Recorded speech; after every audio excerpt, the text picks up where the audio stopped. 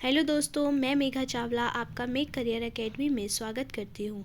तो आज हम पढ़ेंगे 15 और 16 नवंबर की जितनी भी इम्पॉर्टेंट करंट अफेयर्स है। तो ये वीडियो आपके लिए ज़रूर हेल्पफुल रहेगी।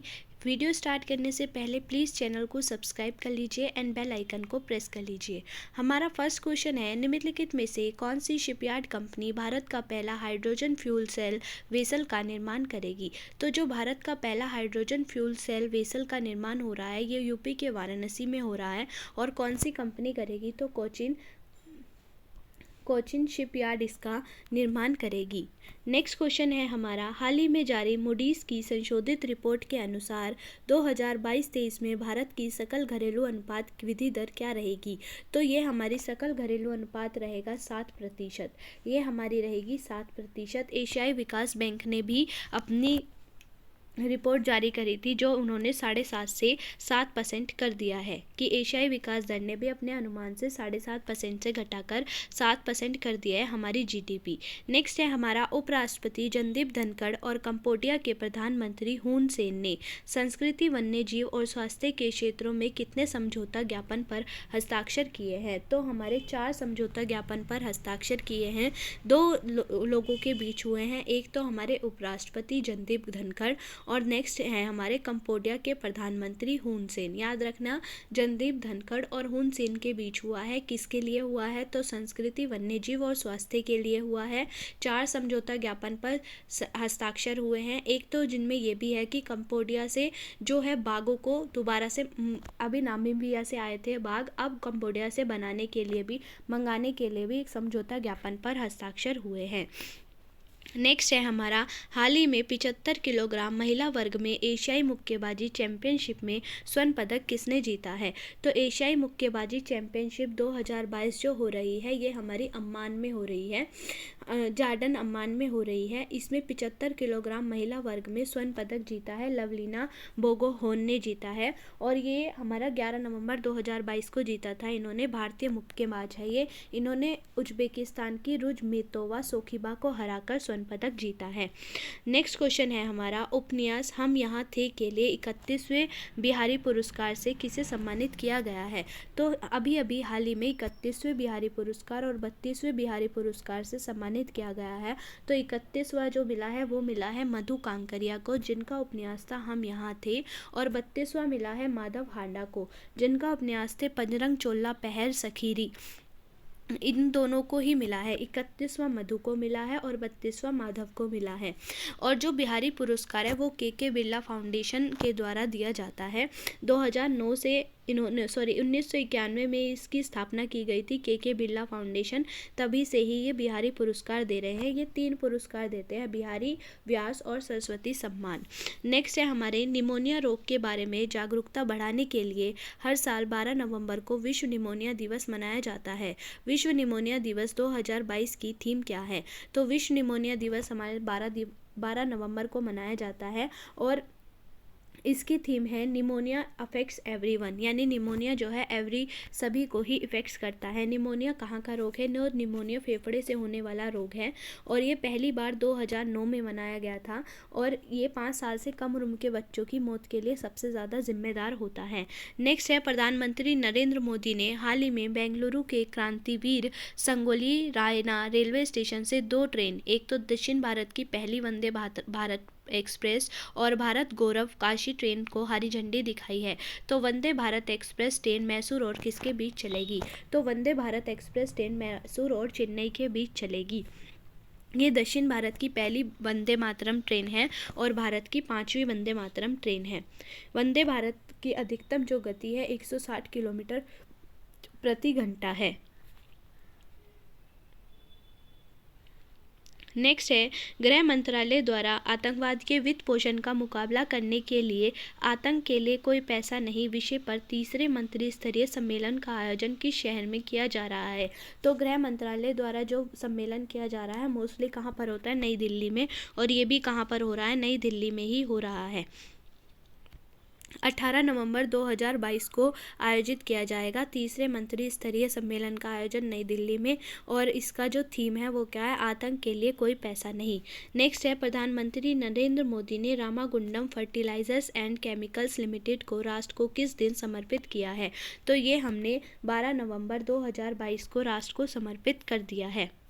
नेक्स्ट है हमारा, हाल ही में स्लोवेनिया की पहली महिला राष्ट्रपति के रूप में किसे चुना गया है? तो हाल ही में जो राष्ट्रपति बनी है ये बनी है नताशा पिर्क मूसर। आप याद रख लीजिएगा, नताशा से, नताशा इंडियन नेम है, तो नताशा पिर्क मूसर जो है स्लोवेनिया की पहली महिला राष्ट्रपति बनी है। नेक्स्ट है, प्रतिवर्ष झारखंड राज्य का स्थापना दिवस कब मनाया जाता है? तो आप छऊजा से याद रख सकते हैं, छऊजा, ठीक है, छऊजा से आप याद रख सकते हैं। हमारा छत्तीसगढ़, उत्तराखंड 27वां और झारखंड हमारा 28वां। छत्तीसगढ़ 1, उत्तराखंड 9 और झारखंड हमारा 15, यानी 1 नवंबर 2000, उत्तराखंड 9 नवंबर 2000 और झारखंड हमारा 15 नवंबर 2000 को स्थापना दिवस मनाया गया था। जो छत्तीसगढ़ था ये हमारा मध्य प्रदेश से अलग हुआ था, यूपी उत्तराखंड से अलग हुआ था, और हमारा झारखंड बिहार से अलग होकर राज्य बना था। तो प्रतिवर्ष झारखंड राज्य का स्थापना दिवस कब मनाया जाता है? तो 15 नवंबर को मनाया जाता है।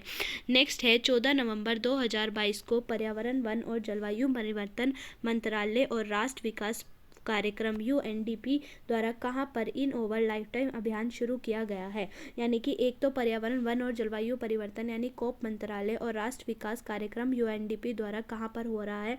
तो मिस्र में हो रहा है। अगर पूछा जाए कि COP 1 की मीटिंग कहाँ हुई थी, तो बर्लिन 1995 में, COP 26 ग्लासगो में और COP 21 पेरिस में हुआ था। ये COP 27 है जो मिस्र में हो रहा है। नेक्स्ट है हमारा, 14 नवंबर 2022 को भारतीय ओलंपिक संघ के एथलेटिक आयोग के सदस्य के रूप में कितने खिलाड़ियों को चुना गया है? तो 10 सदस्यों को चुना गया है, जिनमें से मेन है मैरी कॉम हमारी बॉक्सिंग से संबंधित है, मीराबाई चानू वेट लिफ्टिंग से, गगन नारंग शूटिंग से, PV सिंधु बैडमिंटन, अचंता शरद कमल टेबल टेनिस से, रानी रामपाल हॉकी से और भवानी देवी हमारी साइकिल चालक से संबंधित है। इन सातों को इम्पोर्टेंट है तो इन्हें याद रखिएगा। नेक्स्ट है, कौन सा देश अंडर 19 पुरुष T20 विश्व कप 2024 की मेजबानी करेगा? तो ये हमारा श्रीलंका करेगा। इसके अलावा एक्स्ट्रा फैक्ट्स है, अंतर्राष्ट्रीय क्रिकेट परिषद का मुख्यालय कहाँ पर है? तो दुबई में है। ICC के जो अध्यक्ष है वो कौन है? तो ग्रेग बार्कले हैं। अभी ये पुनः निर्वाचित हुए हैं। नेक्स्ट है, T20 एशिया कप पुरुष विजेता कौन थी? तो T20 जो एशिया कप पुरुष विजेता थे ये हमारे श्रीलंका थे। अभी हाल ही में जो T20 हुआ है इसे किसने जीता है? तो इसे इंग्लैंड ने जीता है। नेक्स्ट है हमारी, पाक जल संधि किसके बीच है? तो भारत और श्रीलंका के बीच है। इसके बाद है, 19 नवंबर से 6 दिसंबर 2022 तक कहाँ पर अंतर्राष्ट्रीय गीता महोत्सव का आयोजन किया जा रहा है? तो अंतर्राष्ट्रीय गीता महोत्सव का आयोजन हरियाणा में किया जा रहा है। हरियाणा का ही विश्व का सबसे बड़ा हड़प्पा सभ्यता का जो संग्रहालय है वो राखीगढ़ी में है। राखीगढ़ी हमारा हरियाणा में ही पड़ता है। चंडीगढ़ एयरपोर्ट का नया नाम क्या कर दिया गया है? तो शहीद भगत सिंह एयरपोर्ट कर दिया गया है। तराइन का जो प्रथम युद्ध हुआ था वो किसके बीच हुआ था? पृथ्वीराज चौहान और मोहम्मद गौरी के बीच हुआ था। पानीपत का तीसरा युद्ध हमारा 1761 में हुआ था। ये सारे हमारे हरियाणा में ही हैं। नेक्स्ट है, हाल ही में किस भारतीय मूल को Australian of the year award 2022 से सम्मानित किया गया है? तो आ से ऑस्ट्रेलियन, आ से अमर सिंह को Australian of the year award से सम्मानित किया गया है।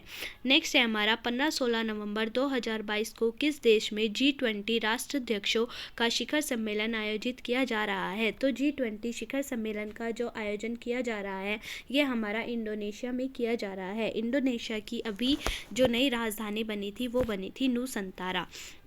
नेक्स्ट है, 13 नवंबर 2022 को नताशा पिरक मुसर किस देश की पहली महिला राष्ट्रपति चुनी गई है? अभी बताया था स्लोवेनिया। ऑप्शन नंबर C इसका राइट आंसर है। नेक्स्ट है, हाल ही में कौन सी कंपनी $1 ट्रिलियन खोने वाली दुनिया की पहली सार्वजनिक रूप से सूचीबद्ध कंपनी बन गई है? तो इसका आंसर है ऑप्शन नंबर D, अमेजन। यानी अमेजन हमारी दुनिया की पहली सार्वजनिक रूप से सूचीबद्ध कंपनी बन गई है जो इसने 1 ट्रिलियन खोया है। इसके बाद किस कंपनी के CEO को वर्ष 2022 का 2022 का पद्म भूषण मिला गया है? तो गूगल को मिला है 2022 का पद्म भूषण सुंदर पिचाई, जिसके सीईओ है। नेक्स्ट है, पराग अग्रवाल का संबंध किस कंपनी से था? तो पराग अग्रवाल का संबंध ट्विटर से था। नेक्स्ट है, 14 नवंबर 2022 को भारत और किस देश के बीच युद्ध अभ्यास 2022 शुरू हुआ है? तो युद्ध अभ्यास दो देशों के बीच होता है, भारत और अमेरिका के बीच, यानी कि ऑप्शन नंबर बी इसका राइट आंसर होगा। तो ये थी हमारी आज की करंट अफेयर्स। आई होप आपको ये वीडियो अच्छी लगेगी। अगर वीडियो अच्छी लगे तो प्लीज़ चैनल को सब्सक्राइब कीजिए और वीडियो को लाइक, कमेंट एंड शेयर कीजिए। Thank you.